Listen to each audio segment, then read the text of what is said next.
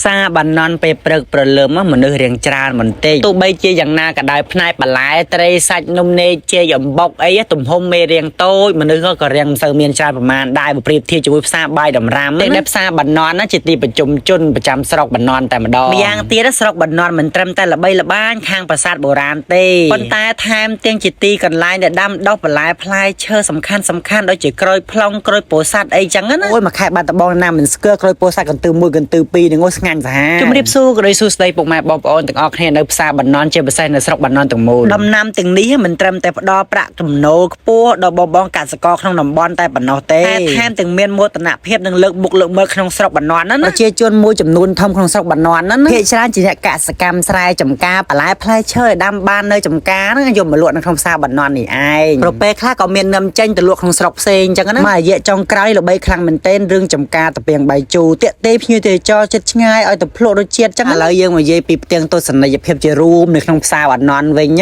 មានលក់ដូចជាបន្លែត្រីសាច់នំនែកចេអំបុកខោអាវសម្លៀកបំពាក់គ្រឿងបរិក្ខារតុបតែងផ្ទះអីចឹងដែរគ្រឿងតែគ្រឿងសម្អិតសម្អាងខ្លួនប្រាងគ្រឿងអលង្ការអីចឹងទៅចំពោះទីតាំងផ្សារបាននន់មហាសានសូរ៉ូបើយើងមកបាត់ដំបងហួរតែប្រាសាទបាននន់តែបន្តិចសន្ធិដ្ឋនៅភូមិបាននន់ឃុំកន្ទឺ2ស្រុកបាននន់ខេត្តបាត់ដំបងផ្សារបាននន់ណាមិនត្រឹមតែជាមជ្ឈមណ្ឌលសេដ្ឋកិច្ចសំខាន់សម្រាប់អ្នកស្រុកបាននន់តែប៉ុណ្ណោះទេតែថែមទាំងជាទីតាំងដែលបង្កប់នៅតម្លៃប្រវត្តិសាស្ត្រនិងវប្បធម៌ដោយសារបរិវេណផ្សារណាស្ថិតនៅក្បែរប្រាសាទបាននន់និងវត្តបាននន់ក្នុងតំបន់អញ្ចឹងហើយការរស់នៅរបស់ប្រជាពលរដ្ឋនៅទីនោះវាប្រៀបបីដូចជាចលនាជីវិតដែលផ្សារភ្ជាប់នឹងកេរដំណែលដូនតាដោយមានផ្សារបាននន់នេះឯងជាបេះដូងនៃការដោះដូរទំនិញផ្គត់ផ្គង់ជីវភាពនិងការជួបជុំគ្នាក្នុងបរិយាកាសមួយដ៏ពោរពេញទៅដោយភាពរីករាយក្នុងនេះជាតួរបស់ផ្សារផ្ទាល់តែវាហាក់បីដូចជាមិនសូវមានមនុស្សមិនថាអ្នកលក់ឬអ្នកទិញព្រោះភាគច្រើនគេទៅទិញគេទៅលក់នៅនឹងតាមមាត់ខ្នល់នឹង